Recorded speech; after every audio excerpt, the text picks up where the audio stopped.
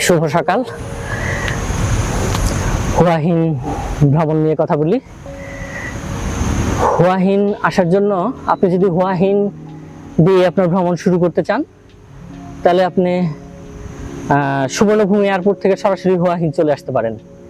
সুবর্ণভূমি এয়ারপোর্টের immigration customs পার হওয়ার পরেই আপনি দুইটা পথ দেখতে পাবেন।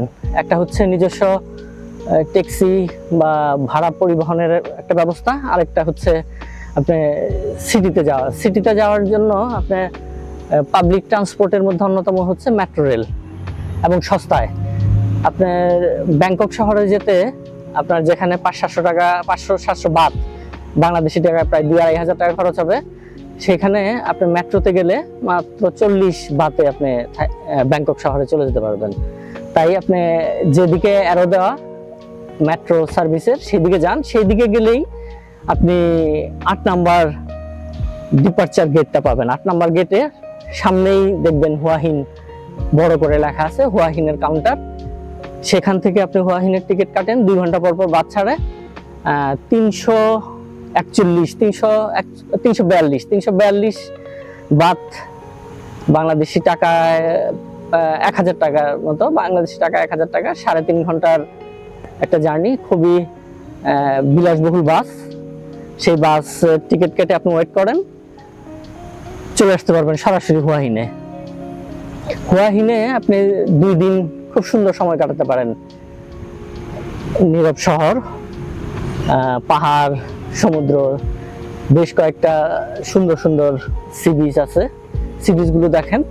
আর হুয়াহিনের সবচাইতে উল্লেখযোগ্য যেটা টুরিস্ট অ্যাট্রাকশন, সেটা হচ্ছে একটা রেল স্টেশন। একটু শুনতে অবাক লাগলেও এটাই কিন্তু সত্যি কথা। হুয়াহিন সিটির গোড়াপত্তনের সময় একটা ছোট্ট রেল স্টেশন করা হয়েছিল টিন দিয়ে। সেই রেল স্টেশনটাই এখন পর্যটকদের আকর্ষণের কেন্দ্রবিন্দু হয়ে গেছে। এখন খুবই বিলাসবহুল আধুনিক একটা বড় রেল স্টেশন হয়েছে, কিন্তু সেই আগের ছোট্ট রেল স্টেশনটা অনেকটা মিউজিয়ামের মর্যাদা পেয়েছে। আমরা হুয়াহিন সিটিটা চলেন ঘুরে দেখি। আর হুয়াহিন ভ্রমণ নিয়ে বললাম। আর হুয়াহিন থেকে যখন আপনি অন্য কোনো সিটিতে যাওয়ার প্ল্যান করবেন, তখন এই ট্রেন স্টেশন থেকে আপনি সব ইনফরমেশন নিতে পারবেন আপনি কোথায় যেতে চান। আমি যেমন এখান থেকে ক্রাবিতে যাব। ক্রাবি এখান থেকে সকাল 10:30টায় ট্রেন থেকে শুরু করে মধ্যরাত পর্যন্ত বিভিন্ন সময় পর পর ট্রেন ছাড়ে। সেই ট্রেন ভ্রমণ নিয়েও পরবর্তীতে আমি বলবো। তবে আজকে হুয়াহিন ভ্রমণের কিছু অংশ বলি। সি বিচে যাব, তারপরে রেল স্টেশনটা, বিশেষ করে রেল স্টেশনটা ঘুরে ঘুরে দেখাবো। চলেন হুয়াহিনটা ঘুরে দেখি।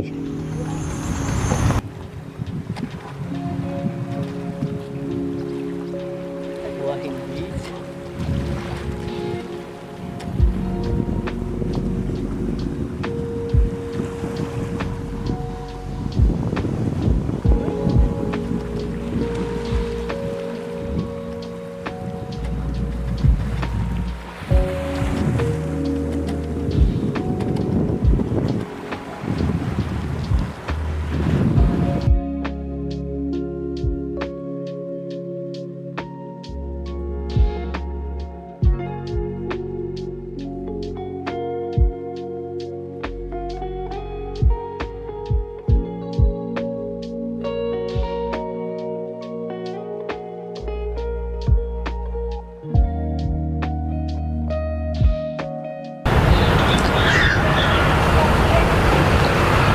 হুয়াহিন রেলওয়ে স্টেশন। কয়েকশো রেলওয়ে স্টেশনের মধ্যে থাইল্যান্ডের এটাও একটি, কিন্তু এটা আর এখন শুধুমাত্র রেলওয়ে স্টেশন নাই, এটা মিউজিয়ামের মর্যাদা পেয়েছে। কারণ আর কিছুই না, পুরাণকে সম্মান দেওয়া। বহু বছর আগে হুয়াহিনে এরকম একটি রেলওয়ে স্টেশন ছিল, জাস্ট টিন দিয়ে করা ছোট্ট রেলওয়ে স্টেশন। আর এদিকে টালির এই ছোট, ইচ্ছা করলেই তারা এটা ভেঙে এখানে বড় একটি স্টেশন বা দালান করতে পারতো। কিন্তু তা না করে এটাকে তারা সংরক্ষণ করেছে। আর ওইদিকে আধুনিক স্থাপত্য কলায় গড়ে তুলেছে আরেকটি নতুন স্টেশন।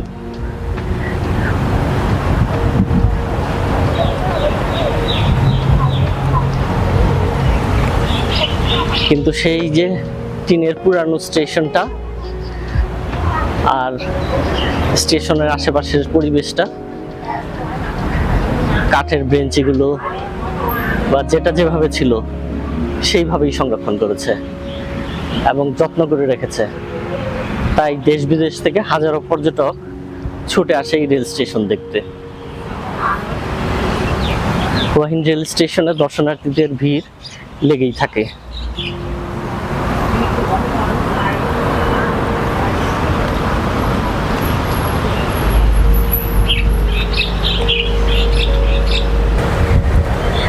ব্রেঞ্চটাকে দেখেন একটু, বিশেষভাবে দেখার কিছুই নাই, হয়তোবা কোনো জায়গায় পচন ধরে গেছে, নষ্ট হয়ে গেছে, কিন্তু তারপরেও এরকম বেশ কিছু ব্রেঞ্চ এখানে সংরক্ষণ করা হয়েছে।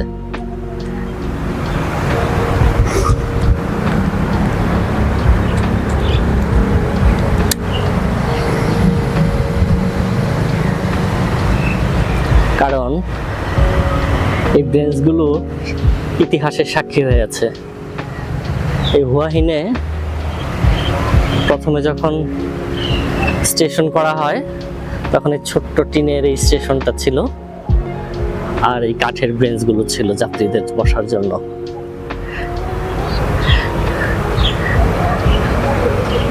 আর স্টিম ইঞ্জিন, এইরকম স্টিম ইঞ্জিন চলতো। সেখান থেকে আধুনিক স্থাপত্যকলার এক নিদর্শন হয়ে আছে এই হুয়া হিন স্টেশন। হুয়া হিনে পর্যটকদের আকর্ষণের কেন্দ্রবিন্দুতে আছে একটি রেলওয়ে স্টেশন। শুধুমাত্র যত্ন আর পরিষ্কার পরিচ্ছন্নতার কারণে স্টেশনটার এত নাম ডাক। কিন্তু তাই বলে তাদের এই শত বছরের পুরানো স্টেশনকে তারা ভুলে যায়নি। কি সুন্দর যত্ন করে রেখেছে দেখুন।